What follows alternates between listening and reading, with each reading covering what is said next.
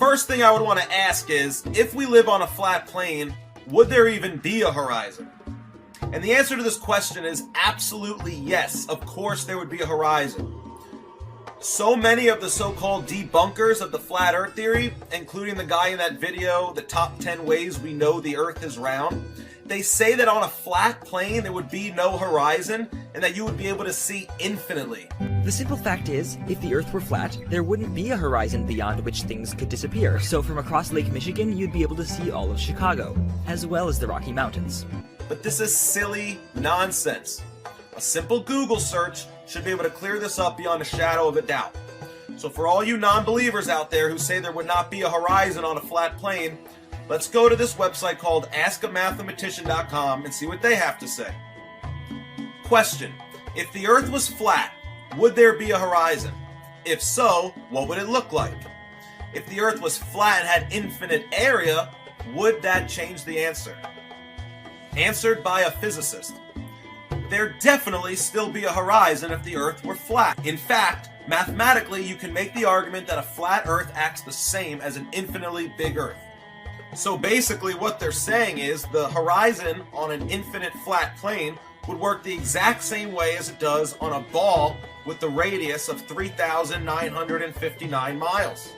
You wouldn't be able to tell the difference. It works the exact same way. So let's begin by looking at this perspective diagram. As you can see, all these horizontal parallel lines all converge at the vanishing point on the horizon as they get further away from the observer. So the lines that are below us appear to go up in the frame as they get further away, and the lines that are above us appear to go down in the frame as they get further away. This is similar to what it would look like if you were looking down a long hallway. When you look at this picture of a hallway, we know that both the walls are parallel with one another. And we know that the floor and the ceiling are also parallel with each other. But our eyes do not see them that way.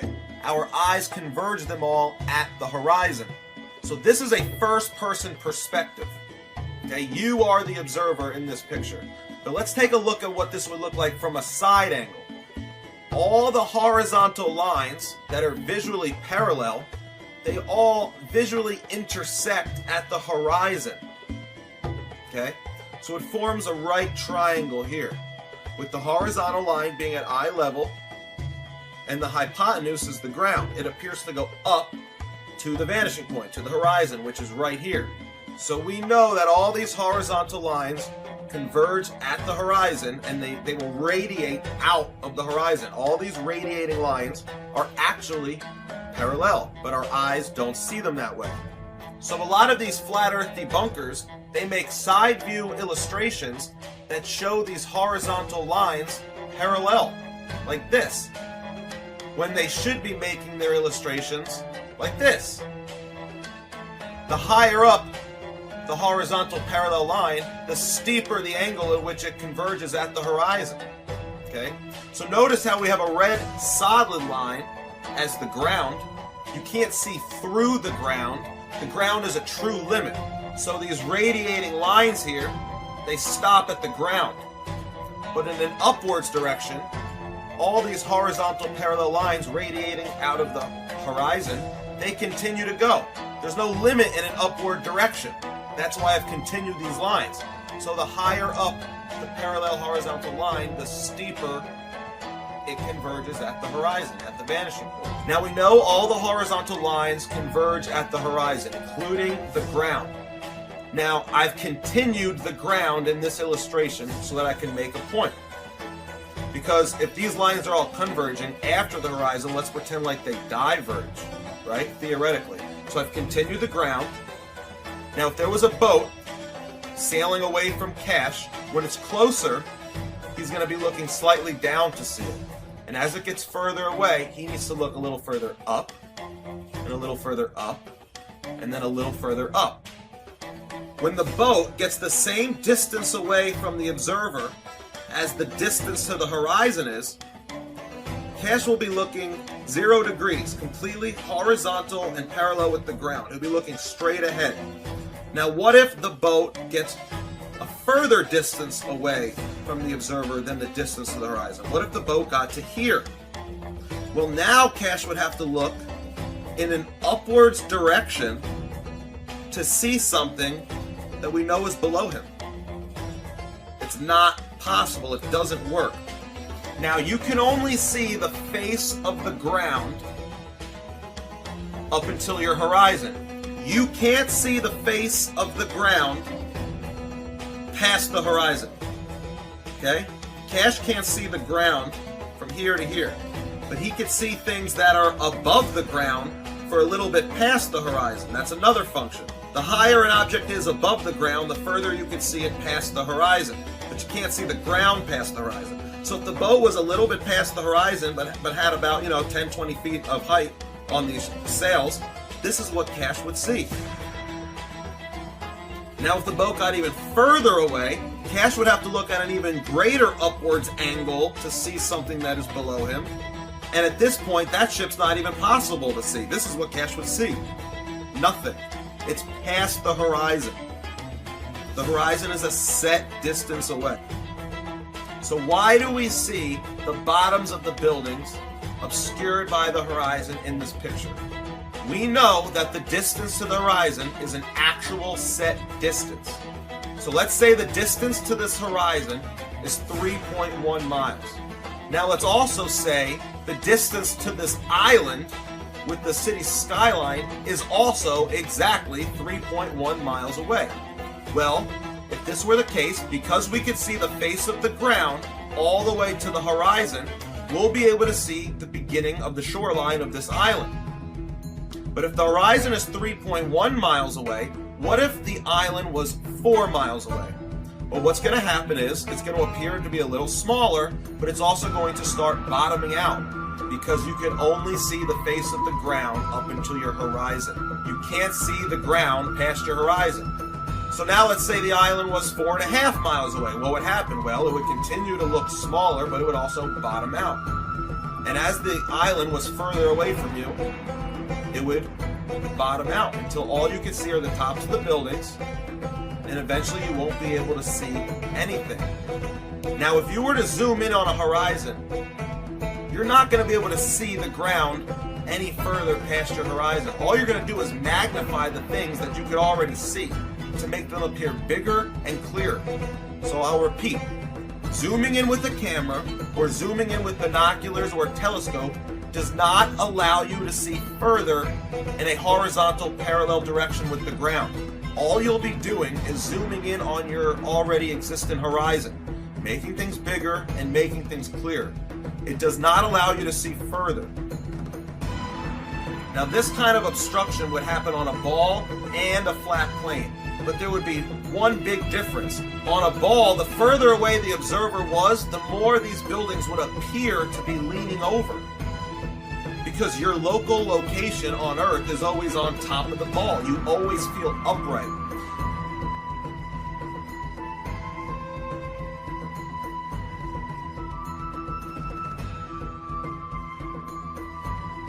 The vertical perspective never changes. I mean, if it's going over the curve of a ball away from you, then the vertical perspective should indicate that. The top of the ship should start to lean away from you. The mast has to have the vertical perspective. If the hull has disappeared, and some of these ships are pretty big, I mean, you're talking like 30, 40 feet or so are disappearing. So, I mean, if that much is being hid by an alleged curve, then that much of a leaning away needs to be evident in the visual perspective. But the vertical perspective never changes. So if the observer was, say, 50 miles away from these buildings, the buildings are going to have a slight tilt to them. They're not going to appear vertical and parallel.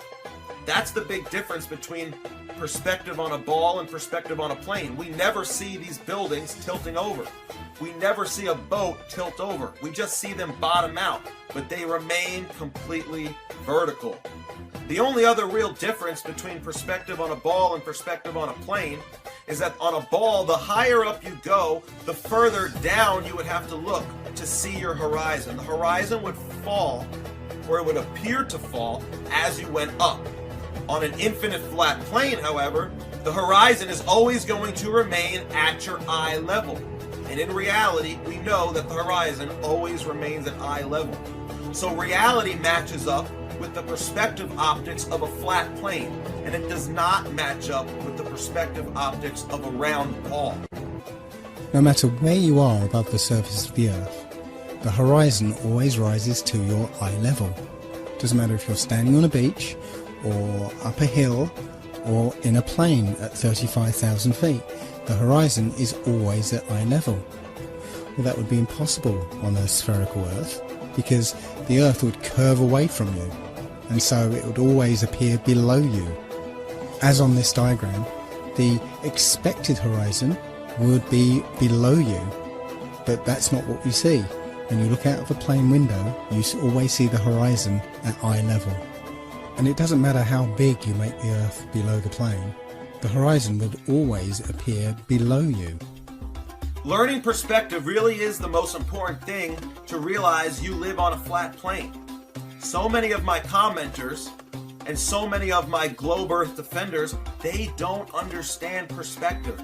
They all think they do, but they don't. They understand size perspective, that objects appear to get smaller as they get further away, but they don't understand horizons at all. So many of my commenters actually say that there would not be a horizon on a flat plane. Once you say that, the argument is over. They don't teach you perspective in schools. The only people that learn perspective are artists and like architects. They don't teach this to the common person. Why do you think that is? They don't want you to understand how your senses work. They want to keep you as dumbed down and as uninformed as humanly possible. This makes it easier to control you. They want you to deny your own senses, deny all common sense, and then put your faith in them. Trust them. Trust the experts. They know better. They're smarter than you. You're dumb. They're smart. Trust them. The Matrix relies on this type of thinking. They don't want people to be able to critically think for themselves. If I say that the world is round and someone else says it's flat,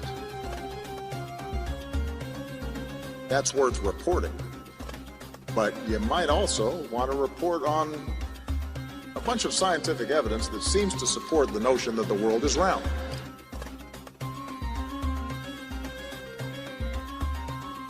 They got us to ridicule it, and that was the genius in their whole plan. If you ridicule something socially, it's ridiculous, so I'm not going to look into it. When if you're thinking about it, if you flip it inside out, to assume the Earth is flat makes so much sense. To assume it's a globe is so ridiculous. We should have laughed at that, you know? It's just hilarious, the fact that convince people they live on a ball. This is absurd. We don't live on a ball. We live on a plane. And it's funny how people who still believe in the sphere always make fun of the flat Earth, because they'll say, well, how can I stay on? I'll fall off. I mean, that's ridiculous. I'll fall off. Yet they have total faith in not tumbling down the sphere. For some reason, this appears safe to them. You can see the curvature of the Earth when the ships disappear over the horizon. No, when it disappears from your eyesight, you simply use a telescope and you can bring it back into view completely, whole mass and all. You know, the horizon is not the curvature of the ball Earth. The horizon is just the vanishing line of perspective from your point of view. You can use a telescope or binoculars and zoom in on the horizon, and something that's been completely disappeared beyond the horizon, like a ship, can come all the way back into view, proving that that is not the curvature of the Earth you're looking at, as they tell you, but it's just the vanishing line of perspective from your point of view. And they used to, and they still use that as a proof of the ball Earth. They say that ships going away, as you see their hulls disappear before the masthead, because they're going over the curvature of the Earth. Yet we've got technology now to prove that that's wrong, but they'll still keep saying it. I put it in my videos. I'll put it right here. I'll put it in this video of me talking about this right now. You may be watching this on YouTube. You're watching a horizon shot, seeing a boat that was out of view. Now it's completely into view, so you can see that that is not the curvature of the ball Earth, but there will still be 50 people in the comments section saying that that's the curvature of the ball Earth. We know the Earth is round by observing it closely. If you watch a ship as it disappears over the horizon, the bottom will vanish first, and then the top disappears later. It looks like it's sinking, kind of. That's because the Earth is curved. And you know what? They say you're lying. I say go to the fucking beach and take your telescope, watch a boat disappear with your eye, whip out your telescope and fucking look at it. I'm tired of the same old arguments. Boats over the horizon? Bullshit. Whip out your telescope and you'll see it.